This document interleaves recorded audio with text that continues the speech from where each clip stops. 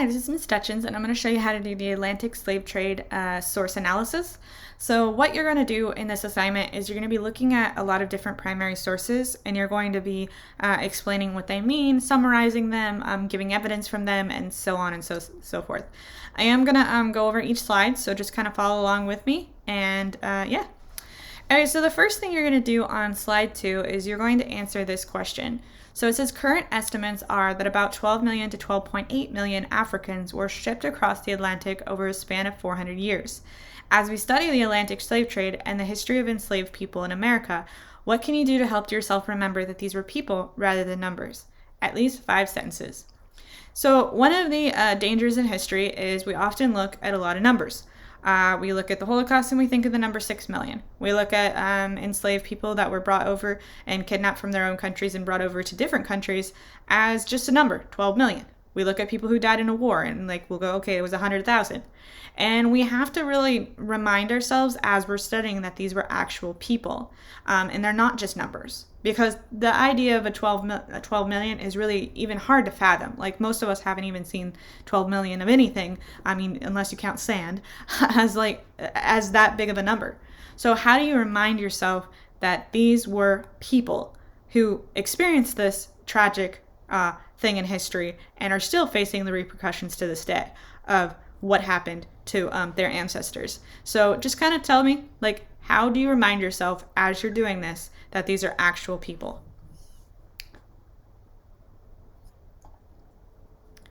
So the Atlantic slave trade, you're first going to start with a map. So right here, what you have is a map, and you're going to answer these questions about, well, this isn't a question. You're basically going to tell me 5 things that you can learn from the Atlantic slave trade from this map.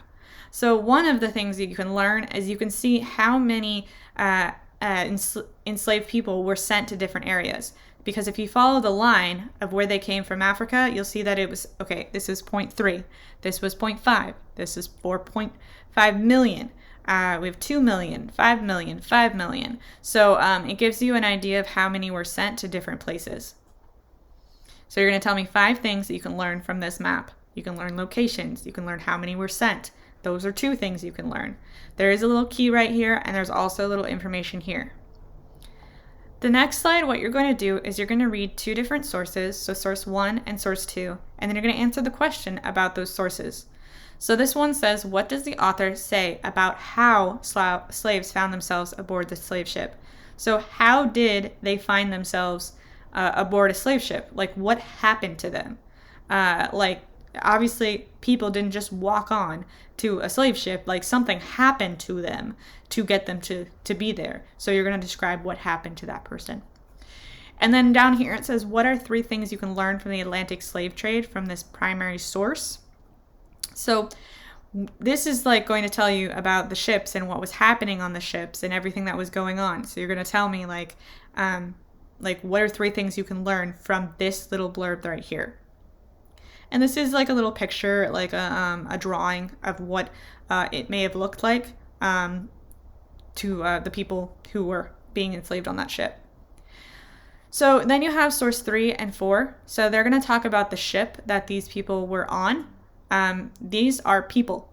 When you see these little lines right here and you see them stacked upon each other, they are people stacked upon each other, chained, and basically just kind of like how you would stack boxes. They were stacking people on these slave ships, letting them up for a little bit of time and then forcing them to be chained up again down below the ship.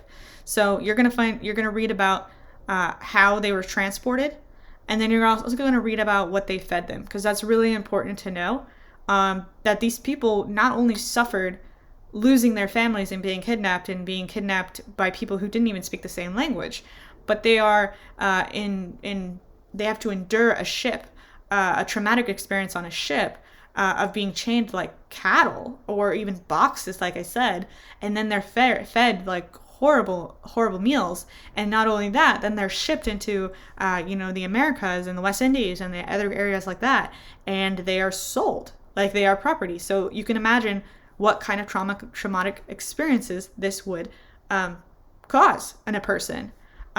So imagine you were a slave upon a slave ship After reviewing all the sources, including these ones, write a short letter that describes the conditions you are facing. So basically, what I want you to do is put yourselves in their shoes. Obviously, it is never, you're never going to be in a position where you know exactly how people feel or what they went through, but you can try to understand as much as you can. Obviously, it's going to be hard to know exactly what they're feeling, but kind of try to put yourself in that position. Like, what would it be like? What would you be going through? What kind of things would you be thinking? What if you're a kid? What if you're a mom?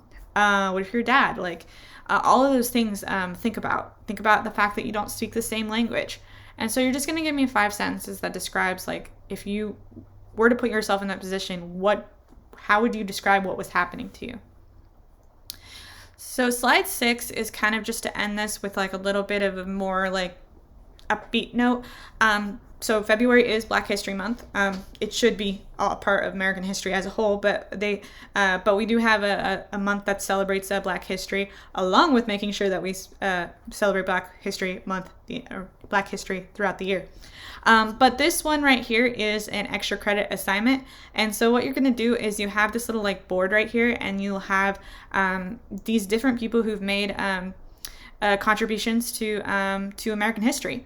Who've changed things. So we have Harriet Tubman, we have Ruby, we have Martin Luther King, we have Jesse Owens, I think, Rosa Parks, Frederick Douglass, May, W.E.B. Du Bois, Muhammad Ali, Malcolm X, Luis, Maya Angelou, Jackie Robinson, and George. And so you guys are going to basically click on some of these little like links. You will have to go into present mode to be able to click on the link. So if I want to click on that one, and it'll take you to a video.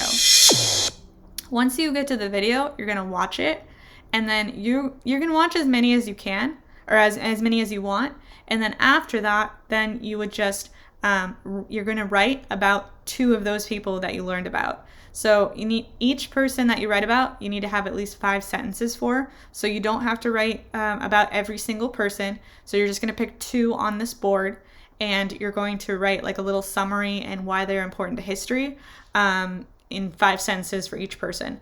Don't forget to put their name. That's really important. And this is extra credit, so you don't have to do it unless you want extra credit. It is 5 points.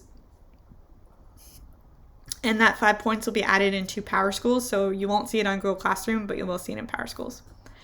Okay. And then at the end of this, just make sure that you hit turn in or mark is done in Google Classroom. And that's the assignment. So thank you for listening.